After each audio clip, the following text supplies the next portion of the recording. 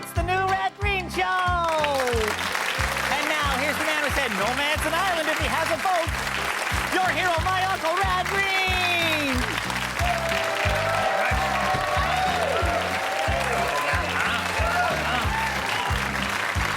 Thank you very much. Appreciate it. Well, big news this week. I don't know if you heard this, Harold, but Moose Thompson is selling his house.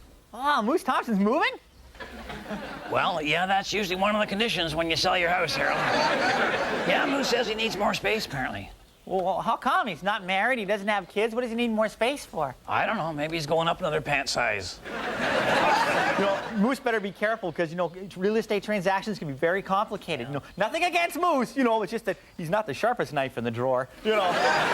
He should get himself a really good real estate agent. Well, he has hired the best agent in the Possum Lake area. Oh, who? Oh, yikes.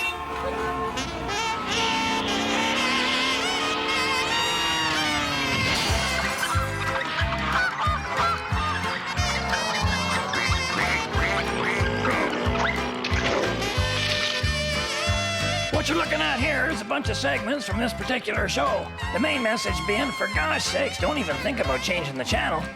I'll tell you something, if you're gonna try and make sense out of this program, you gotta give it your undivided attention. You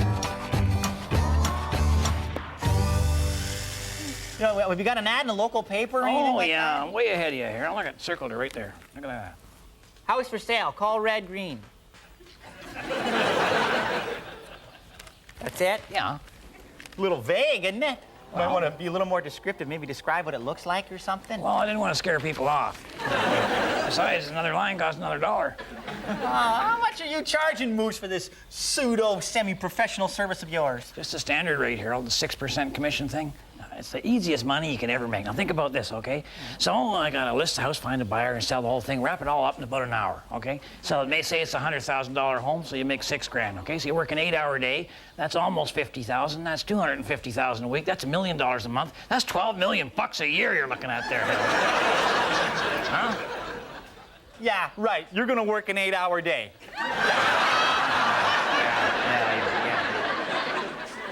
All right, later on in the show, we got the adventure with Bill coming up, and what are we doing here, Harold? Harold? Ah, it's ping pong. Yeah. You looking for Harold? There he is. All right, so the boys set up the ping pong table. Harold's got them all set up there, all level and everything. Bill's got the net. Keeps the net in his pants. What does that tell you? Catching any? Gotta throw the small ones back there, Bill, don't forget. And what is a bit of a net? This is more of a cod net, I think. And the squid. Oh my God, you got one? Huh? They biting? Ah, they bite. All right, he's got a heck of a big, that may be a little, you know, too much a net, you know, as Frankie Avalon used to say. What's going on? What are you doing here? You have a plan? He has a plan, Harold? Oh, that's very relaxing. What are we doing? What are we doing, Bill? What, you got another ping pong table? How many ping pong tables did you bring? Oh, I see. Rather than shorten the net, they're gonna widen the table. That's the kind of thinking that got them where they are, out behind the lodge. All right, start her up, boys. Boy, the competition. Oh boy, Harold's got the good stuff today, huh? There's a point. Take a point. There you go. 1-0. Okay, Bill. I'd say a little more defense, Bill. More defense. There we go. That's it. And one more. There we are. Stay tuned. Oh, my favorite tool is the adjustable wrench. It's always close at hand. Mind you, screwdrivers and chisels are okay too, but they hurt a lot more when you sit on them.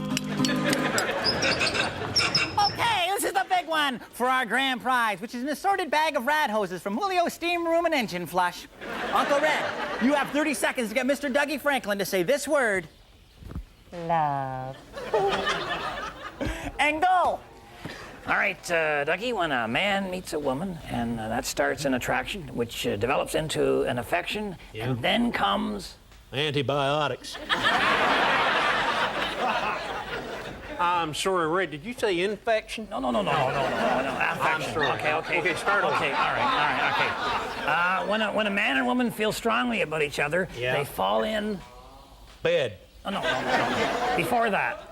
The back seat? No, I'm talking about the feeling. of touching, groping, no. getting smacked in the hand. No. Talking about the emotional feeling. This is the one person for you. Oh, that's desperation. No. Okay. A man and woman get married and have kids. They are deeply in... Debt. No. When a man and woman stay together, it's because they're in... A rut. I can't believe you can't guess this word. Well, Red, no woman has ever made me sad, and even though you're a mighty good-looking man, neither will you.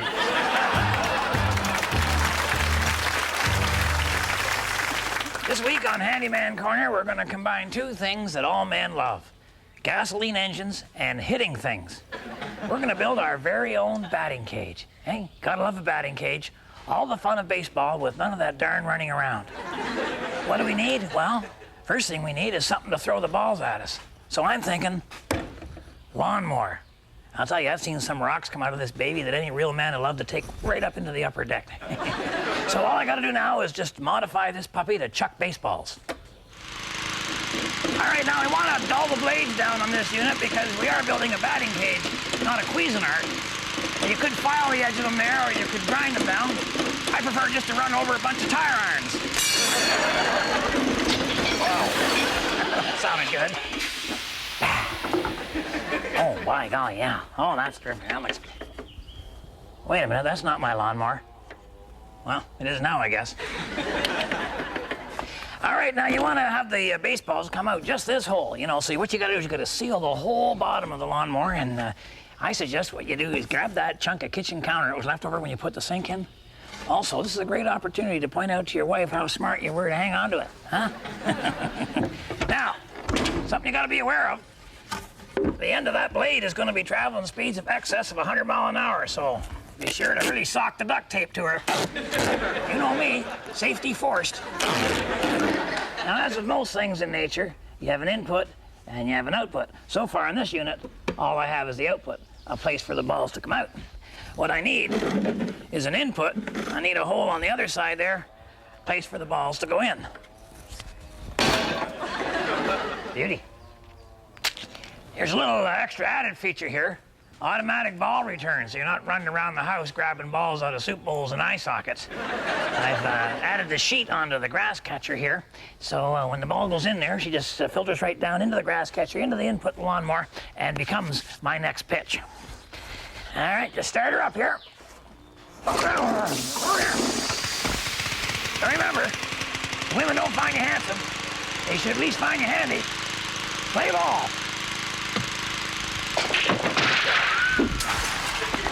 All right, I think maybe I slow her down to mulch. All right, here we go. Hey, pitcher, come on, pitcher, put it in there. Oh, man. That's out of here. Stay tuned and relax. Whatever this is, we got a lot more of it.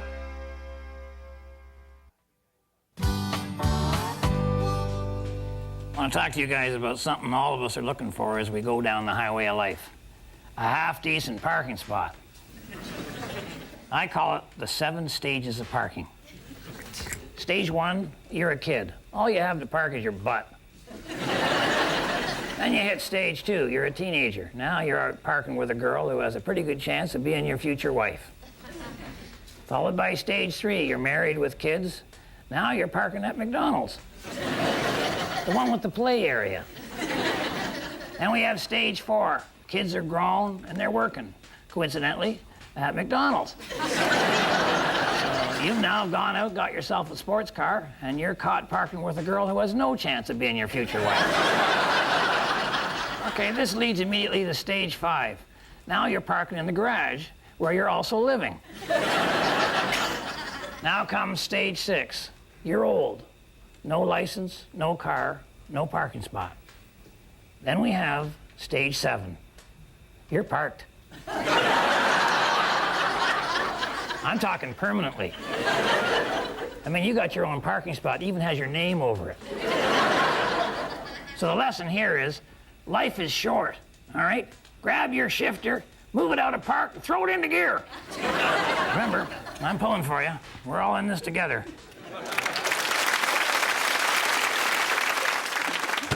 Oh, there you are, Harold. Did you get a picture of Moose's house for me? I want to put it in tomorrow's paper. Yeah, well, sort of. You know, this is just the first roll. You know, it's got like, you know, I'm just testing the lens and the aperture and things like that. You know, it's what we photographers like to call a test roll.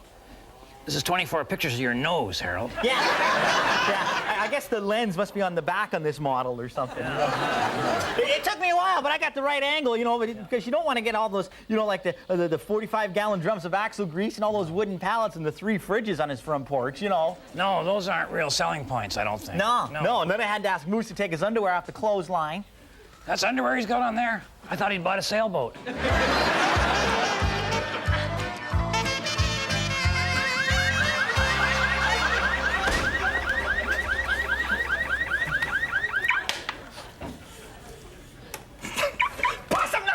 State your card membership number, please. 89234. Oh, hey, Timmy. Who the heck's that? Oh, it's my friend, Timmy. Well, how did one of your nerd dorkball friends get to be a member of Possum Lodge? He paid all his dues. Oh, great. How you doing, Timmy? How can we help you? Emergency. I'm stuck in the nebula zone. My scepter charge is at 30%. The galaxy mongers are blocking all the teleports, and my crystal's on short life. Oh, cool! Wow, he's playing my favorite video game, Galamaxia. Doesn't really sound like the kind of problem we have a lot of here at Possum Lodge, Tim. Hey, Tim, what level are you on? I'm on level 42. Oh! They just phased my Nova 4s. Oh, level 42? How long you been playing? I started 2 days ago. I haven't stopped. You ever heard of girls, Tim? Here's to you on your hairy, gorp-sucking scum rockets. He's talking about the game. Only one supercharger left, and I'll have all the pieces to the Oracle. Oh, you're doing great. You don't need any help. Yes, I do. I've been playing for 2 days, and I don't know how to pause it. I have to go to the bathroom. Okay, all right. In order to pause it, all you gotta do is just press delete. Oh, never mind. Too late. You're talking about too late for the game, right? Yeah, my neutral pack was at the danger level. My power canister couldn't take the pressure. You're talking about the game, right? It's mail call! That really hurts. Okay, our first letter goes as follows. Dear Red, my husband whistles all the time, on purpose. He certainly enjoys it, but nobody else does. I mean, I've even noticed birds laughing at him. How can I get him to desist? Is there a polite way of saying, dear, stop whistling or I'll have to staple your lips to your eyebrows? Signed, Achy Breaky Ears. Well, this is a real oddball one, you know, because whistling's usually a sign of happiness, Harold. Yeah, but if she's making her unhappy, I don't know how he can be happy. I don't think you can make yourself happy if you're making someone else unhappy.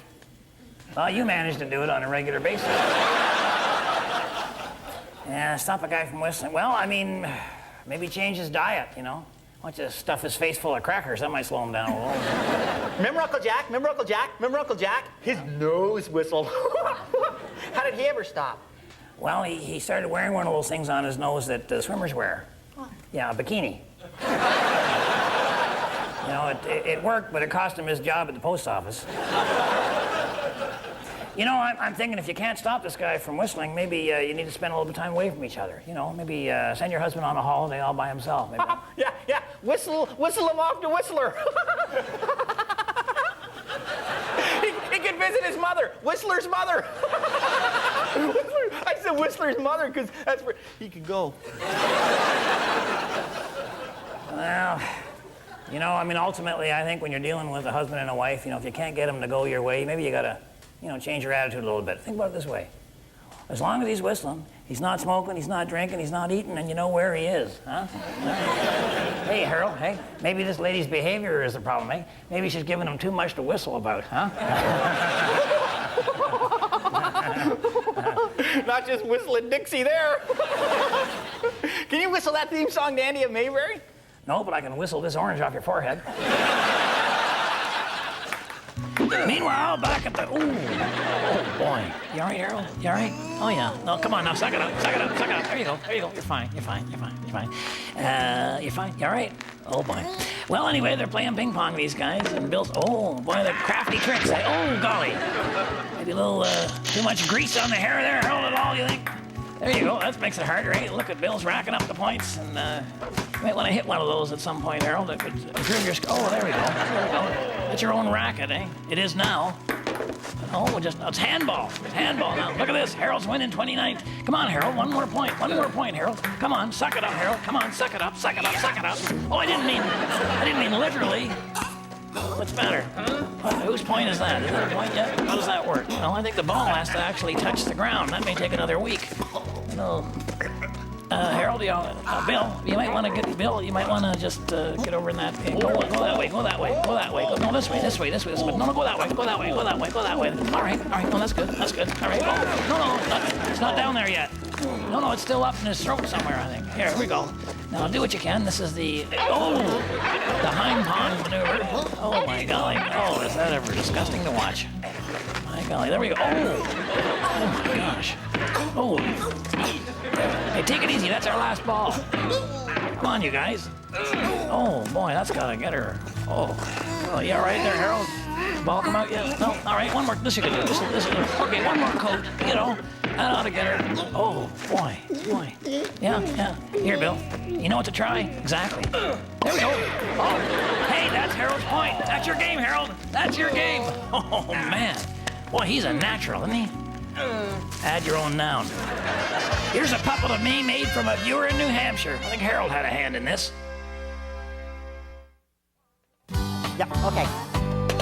You are sure popular. Yeah. Phone had to stop ringing all afternoon. Moose Thompson called. All right, when did he call? What do you want? All right, 10:30. Have you sold my house yet? 10:55. You sold my house yet? 11:15. Any offers? 11:20. So what goes? 11:25. Sold my house yet? 11:45. Do I still have a house or what, eh? 11:57. All right, Harold, I get the idea. Why, Moose Thompson has turned into a pain in the neck. He's only had his house on the market one day, and he's already putting all kinds of pressure on me because he's bought himself a new place. Well, you better sell his place I then. know. Didn't you have an open house today? Well, I had the house open, but nobody would go in there, Harold. I think an onshore breeze would have helped. Yeah. Buster Hatfield was interested, but he was concerned there was urea formaldehyde in the walls. I said, no, what you see is daylight. You know what then? Maybe you should, fix it up. Way ahead of you, Harold. Hey, we got it all planned. Little paint, little wallpaper, little ceiling joist, little I-beam, little supporting wall, some electricity, what we real estate pros call TLC. TLC. Torch it, level it, and cart it away. Welcome to the expert portion of the show where we explore those three little words that men often find so difficult to say. I don't know. So true. Okay, joining my Uncle Red on the expert portion of the show this week is, of course, his my Uncle Red, Natch, and, of course, his best friend, Dalton Humphrey. Hello. Hi. Our viewer asks, dear experts, sometimes when my husband goes out, I'll ask him to pick something up for me that I need. He always forgets. Why is that? Well, maybe he's got one of those extremely reliable and accurate one-item memories. And you've made the mistake of giving him item number 2. Or, it could be that the item in question is of a highly embarrassing nature. Like what? What's an embarrassing nature? Well, say something that's of a so highly personal in nature that it's best left unspoken. Man, you got me curious now, Dal. Well, all right, Red, okay. All right. Yeah. I'm talking about a recipe magazine or a comb. A comb is embarrassing? Well, How do you comb yourself, Dalton? look, Red, maybe it's not embarrassing on the surface, okay? But if that's all you're buying, Yeah. then people start to look at you funny. They think maybe you've been sent to the store for something real personal and you chickened out and you bought yourself a recipe magazine or a comb. So you're standing there in the checkout line, boy, sweat's just pouring down your face, because you know that everybody in the store is just smirking and trying to imagine what personal thing you got sent out for that you didn't have the guts to buy.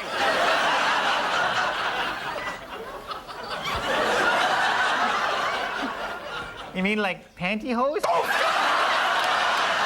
for heaven's sakes, Harold! Have you no shame? Yeah, okay, Dalton, but what if you only went for like a quart of milk or something? Oh, sure. Yeah. You know, on your way to the cooler, you have to go past that rack full of filthy magazines. Yeah, that's true.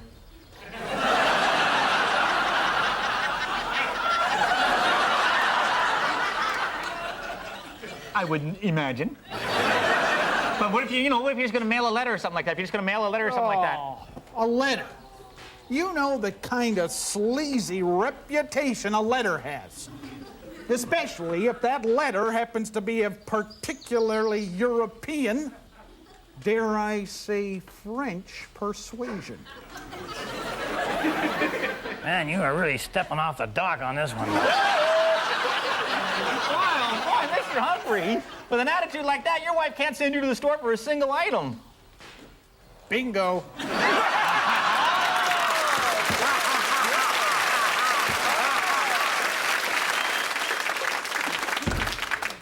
Well, I tell you, there is no figuring some people. So the renovation of Moose Thompson's house go per usual? It was a disaster, Harold. That's a yes. I told Moose, let's just take out the one wall, give it kind of an open concept look, but when we did that, they all come down. I guess they must have been connected. They sure didn't look it. So like now Moose Thompson has no home at all? No, not really, Harold. It's more of a basement with a roof on it. So what, it'll never sell now. Oh, really, huh? Sold within the hour, Harold. How about that? Apparently the lot was worth more without Moose's house on it. Saves the new owner having to rent a bulldozer. So, is that a big fat commission check I see there in your shirt? No. Nothing. Junior Singleton bought the place, so it was a no-cash deal. Gave him half a school bus as a down payment, and he pays him a K-car a month for 5 years. So my commission was a broken snowmobile and a goat. And the goat ate the snowmobile and dropped dead. So your commission's out of commission. Because, that's meeting time. Yeah. Where you go, Harold? Yeah. Go now. My wife is watching. I'll be coming straight home after the meeting, and I think maybe I'm going to get out of the real estate business. Anybody who looks like I do and thinks like I do is not going to get many offers. But if you give me one, I think we can close that deal tonight. For the rest of you, thanks for watching. On behalf of myself and Harold and the whole gang up here, Possum Lodge, keep your stick on the ice.